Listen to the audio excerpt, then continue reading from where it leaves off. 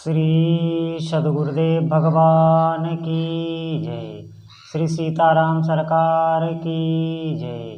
श्री राधा रमण लाल की जय। श्री गौरी शंकर महादेव की जय। सभी दर्शकों और भक्तों को कोटि कोटि प्रणाम। सबको प्रेम भरा जय जय श्री राधे।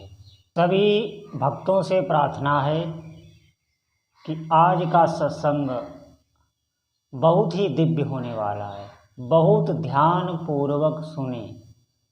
इस सत्संग को सुनने से आपके हृदय में भक्ति तो बढ़ेगी, उत्साह बढ़ेगा, आपकी कई शंकाओं का समाधान होगा, आप भयमुक्त हो जाएंगे, आपका जीवन साधना में लगने के लिए सध जाएगा। निश्चित मानिए, आप विश्वास करें और विश्वास में ही फल है। आप विश्वास करें इस भगवत वाणी को, दिव्य वाणी को, संत वाणी को। अनुरोध है बहुत ध्यान पूर्वक आप सुने। तो मैं प्रारंभ करता हूँ। जय श्री राधे। भक्त भगवान की जिस भाव से, जिस संबंध से, जिस प्रकार से शरण लेता है, भगवान उसे उसी संबंध से, उसी प्रकार से आश्रय देते। जैसे भक्त अगर भगवान को अपना गुरु मानता है तो भगवान गुरु बन के आ जाते हैं। अगर भक्त शिष्य मानता है तो वो शिष्य बन के आ जाते हैं। माता पिता मानता है तो भगवान श्रेष्ठ माता पिता बन के आ जाते हैं। पुत्र मानता है तो पुत्र बन के आ जाते हैं। अगर भाई मानता है तो भाई बन के, सखा मानता है तो सखा बन के, और अगर नौकर भी मानता है तो भगवान नौकर बनकर भी आ जाते हैं। आप विश्वास करें, भक्त भगवान के बिना अगर व्याकुल हो जाता है तो भगवान भी भक्त के बिना व्याकुल हो जाते हैं। अर्जुन का भगवान श्री कृष्ण के प्रति सखा भाव था तथा वे उन्हें अपना सारथी बनाना चाहते थे।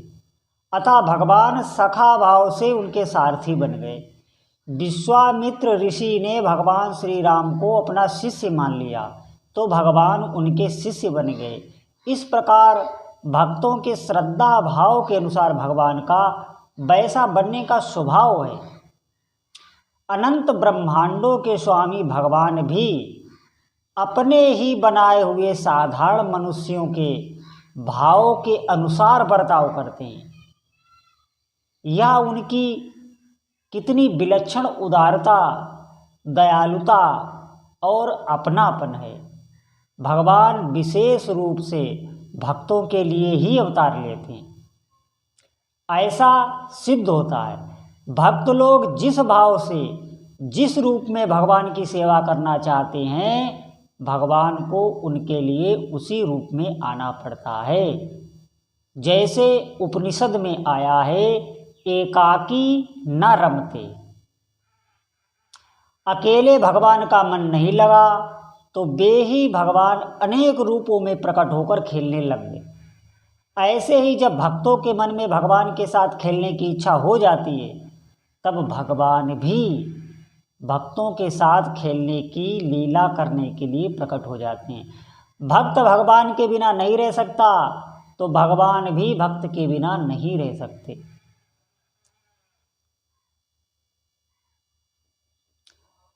भक्त और भगवान का एक होने पर भी एक बहुत बड़ा अंतर यह है कि भगवान भक्त की चाल से नहीं चलते, प्रत्युत अपनी चाल से चलते हैं। भगवान सर्वत्र विद्यमान हैं, सर्वसमर्थ हैं, सर्वज्ञ हैं, परम सुहृद हैं और सत्य संकल्प हैं। भक्त को केवल अपनी पूरी शक्ति लगा देनी है, फिर भगवान भी अपनी पूरी शक्ति से उसे प्राप्त हो जाते हैं। अब आप समझें, आप अपनी चाल से भक्ति कीजिए, भगवान अपनी चाल से आपसे प्रेम करेंगे। भगवान की चाल आप जानते हैं कितनी है, भगवान को कौन पा सकता है। इसलिए यहाँ पर कह रहे हैं कि आप अपनी चाल से प्रेम करिए, अपनी जितनी सामर्थ्य है उस हिसाब से प्रेम कर दीजिए, फिर भगवान अपनी सामर्थ्य आप में लगा देंगे। देखिए, भगवत प्राप्ति में बाधा साधक स्वयं लगाता है। क्योंकि भगवत प्राप्ति के लिए वह समझ, सामग्री, समय और सामर्थ्य को अपनी मानकर उन्हें पूरा नहीं लगाता, प्रत्युत अपने पास बचाकर रख लेता है। ये सबसे बड़ी भूल करता है। हमारे अंदर जितनी सामर्थ्य है, अगर हम वो सब सामर्थ्य भगवान के भजन में लगा दें तो निश्चित मानिए आपको आपके इष्ट देव का दर्शन हो जाएगा। मैं बार बार कहता हूँ, चाहे जो भी आपके इष्ट देव हो, यहाँ बताया है कि भगवान को आप जिस भाव से भजते हैं, आप माँ दुर्गा के रूप में भजते हैं, माँ शिव जी के रूप में भजते हैं, यहाँ पर इष्ट का भेद नहीं है। हमारी गलती ये होती है कि हम साधना में चोरी करते हैं। हमारे अंदर जो सामर्थ्य है, हम भोगों में तो सामर्थ्य पूरी लगा देते हैं, संसार में पूरी सामर्थ्य लगा देते हैं, लेकिन भगवत मार्ग में हमें सामर्थ्य में आलस आ जाता है, हम सामर्थ्य को चुराते हैं। ऐसा क्यों होता है? तो यहाँ पर बता रहे हैं, यदि उस सामर्थ्य को अपना ना मानकर उसे पूरा लगा दें तो शीघ्र ही भगवान के दर्शन हो जाते हैं। कारण कि यह समझ और सामग्री अपनी नहीं है, भगवान से मिली है। और यह हमारे अंदर जितनी भी समझ है, हमारे अंदर जितनी भी सामर्थ्य है, यह भगवान से मिली है, अपनी इसको नहीं मानना है। अतः इन्हें अपनी मानना ही बाधा है। साधक स्वयं भी भगवान का अंश है, उसने खुद अपने को भगवान से अलग माना है, इसलिए वह अलग है। भगवान ने उसको अलग नहीं किया है, क्योंकि उसका मन तो भोगों में लगता है। अगर यही मन भगवान में लगने लगे तो भगवान दूर नहीं है। भक्ति प्रेम कर्मजन्य अर्थात किसी साधन विशेष का फल नहीं, भगवान के सर्वथा शरण होने वाले को भक्ति स्वतः प्राप्त हो जाती है। शरण कैसे होंगे, मैं आपको बता चुका हूँ पिछले वीडियो में। नाम जप से ही आप भगवान की शरण होंगे। दास्य, सख्य, वात्सल्य, माधुर्य आदि भावों में सबसे श्रेष्ठ शरणागति का भाव है। यहाँ भगवान मानो इस बात को कह रहे हैं कि तुम अपना सब कुछ मुझे दे दो, मैं अपना सब कुछ तुम्हें दे दूँ, और तुम अपने आप को मुझे दे दोगे तो मैं भी अपने आप को तुम्हें दे दूँगा। भगवत प्राप्ति का कितना सरल और सस्ता सौदा है। अपने आप को भगवान के चरणों में समर्पित करने के बाद भगवान भक्त की पुरानी त्रुटियों को याद तक नहीं रखते। अगर आप भगवान में के शरण में होकर भगवान का भजन करने लगें तो भगवान आपके पिछले कितने भी पाप हैं, आज से आप भजन में लग जाएं तो भगवान आपके पीछे के पाप नहीं देखते। यहाँ बता भी रहे हैं, रहति न प्रभु चित चूक किए की, करत सुरत सैवार हिए की। द्वैत अद्वैत सगुण निर्गुण साउज्य सामीप्य आदि शास्त्रीय विषय का वर्णन नहीं है, प्रत्युत भगवान से अपने आप का वर्णन है।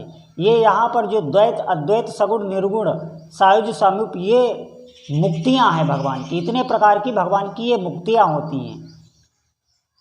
यहाँ पर भगवान इस प्रकार सब बातों की एक बात है कि केवल भगवान ही मेरे हैं और मैं भगवान का ही हूँ, दूसरा कोई भी मेरा नहीं है और मैं किसी का भी नहीं हूँ। इस प्रकार भगवान में अपनापन करने से उनकी प्राप्ति शीघ्र एवं सुगमता से हो जाती है। अतः साधक को केवल भगवान में ही अपनापन मान लेना चाहिए, जो वास्तव में है, सिद्ध है। मानना हम लोगों को मानना है, लेकिन भगवान से अपनापन हमारा सिद्ध है, क्योंकि हमारे सबसे नज़दीक भगवान ही हैं।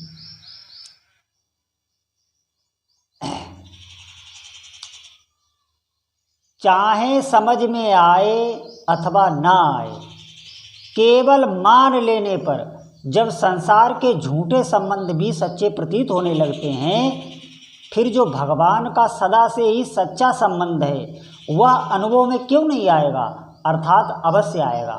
जैसे जब संसार में देखा जाता है, जब विवाह कराया जाता है तो अग्नि के 7 फेरे तो लिए जाते हैं और कह दिया जाता है आज से आप दोनों पति पत्नी हैं। तो देखो वो संबंध हमारे अंदर दृढ़ हो जाता है कि नहीं। इसी प्रकार हमें भगवान से अपनापन, अपना संबंध स्थापित करना है। जब संसार के संबंध सत्य लगने लगते हैं तो जो संबंध हमारा पहले से है वो क्यों नहीं प्रकट होगा, वो निश्चित प्रकट हो जाएगा। भगवान की सुहता की तो बात ही किया, भक्त भी सभी प्राणियों के सुहृद होते हैं। जब भक्तों से भी किसी का किंचित मात्र भी अहित नहीं होता तब भगवान से किसी का अहित हो ही कैसे सकता है। इसीलिए यहाँ पर कह रहे हैं, ये बात इस प्रसंग में आई है कि भगवान अपने बैर करने वालों तक का भी कल्याण कर देते हैं। भगवान से जिन लोगों ने भी बैर किया भगवान ने उनका भी कल्याण किया है। तो फिर हम भगवान की को अपना मानकर, उनको परम सुहृद मानकर, उनको मित्र मानकर, सखा मानकर, जो भी आप संबंध रखना चाहें उस संबंध को मानकर जब हम उनकी भक्ति करते हैं, नाम जप करते हैं, तो वो हमारा कल्याण, हमें दर्शन क्यों नहीं देंगे, क्यों हमारे दुखों को नष्ट नहीं करेंगे। इस बात को हृदय में धारण करना है। भगवान से किसी प्रकार का भी संबंध जोड़ा जाए वह कल्याण करने वाला ही होता है, क्योंकि भगवान परम दयालु, परम सुहृद और चिन्मय हैं। जैसे गंगा में स्नान वैशाख मास में किया जाए अथवा माघ मास में, दोनों का ही महात्म एक समान है, परंतु वैशाख के स्नान में जैसी प्रसन्नता होती है वैसी प्रसन्नता माघ के स्नान में नहीं होती। इसी प्रकार भक्ति प्रेम पूर्वक भगवान से संबंध जोड़ने वालों को जैसा आनंद होता है वैसा आनंद बैर द्वेष पूर्वक भगवान से संबंध जोड़ने वालों को नहीं होता। कल्याण तो दोनों का होता है। बैर जो भगवान से करते हैं उनका भी भगवान कल्याण कर देते हैं, लेकिन उनको आनंद की प्राप्ति नहीं होती। आनंद तो सिर्फ भक्तों को ही मिलता है। इसीलिए हम भक्ति में लगें, भगवान के नाम जप में लगें, और विशेष बात नाम जप से ही आपकी शरणागति होगी।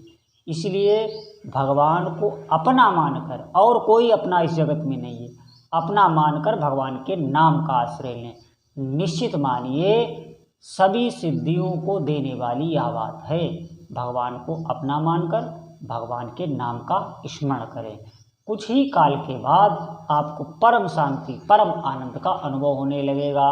भगवान आप पर कृपा करें, आपके सभी विघ्नों को शांत करें, आपका भक्ति में मन लगे। बोलो जय जय श्री राधेश्याम।